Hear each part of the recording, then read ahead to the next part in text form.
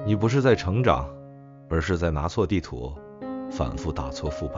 你以为你在冲刺，其实你困在一座方向错乱的回旋梯里，一圈圈原地绕，汗流浃背，却根本没前进。现实却是你在原地打了一整年副本，主线任务没推进半步，每天忙得像陀螺，脑袋灌满成长干货。但你有没有认真问过自己，我到底在往哪儿走？我真的是在升级，还是被困在了别人的评价系统里？第一部分痛点暴击，不是你不够努力，而是你方向选错了。你是不是反复陷入这样的怪圈？天天刷成长视频，收藏一堆干货，却连动都不动。每天定目标，打卡，复盘，3天热血，7天摆烂。越努力越迷茫，越拼越失控，最后只剩下2个字：内耗。你不是不自律，也不是不聪明，而是你正在一个根本不适合自己的坐标轴里拼命打怪。方向错了，越努力偏得越远。努力错了方向，不叫进步，是在认知自残。你不是在破局，而是在用别人的剧本演你根本不想演的烂戏。第二部分，认知反转，坐标轴没选对，一切白干。什么是坐标轴？简单说，就是你人生到底在什么维度上比赛。有人活在学历轴里，一辈子卷文凭；有人困在财富轴里，一生追 KPI 熬绩效；有人死磕社交轴，活成别人眼中合格的大人。但真正清醒的人不乱选轴，他们不是跟别人比，而是先搞清自己在哪个维度有天赋，才构建属于自己的优势赛道。这才是战略级的清醒，而不是战术级的瞎忙。方向错了，再强的系统也带不动你。第三部分，真实案例对照，你是哪种人生坐标轴？案例1，死磕型社畜小郭，每天5点半起床，打卡写日记，晨跑听播客，做事像模像样。但3年过去，没升职，没脱单，反而焦虑爆棚。不是他不努力，而是他把整个人生挂在了他人评价轴上。他想赢得掌声，却忘了问自己，我到底在玩哪款游戏？案例2，叛逆觉醒者阿佑，大学辍学，自学 AI 建模，1年后成为自由开发者。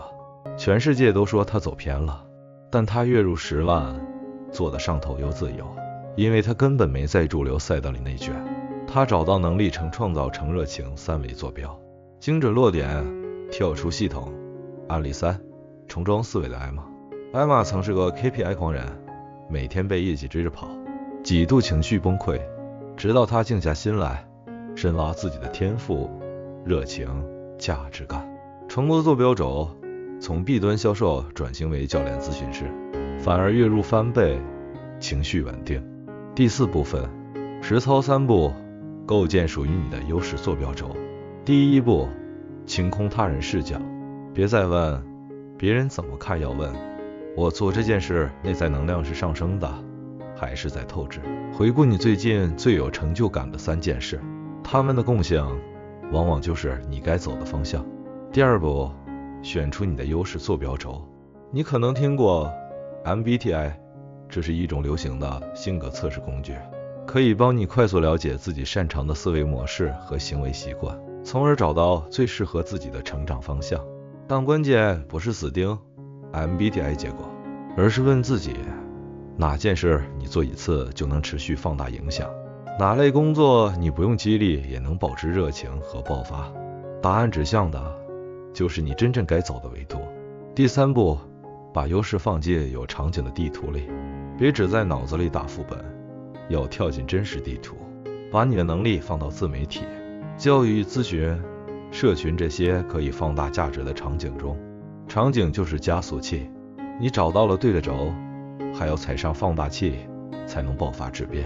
第5部分，重塑你的系统。方向错，努力就是原地打转。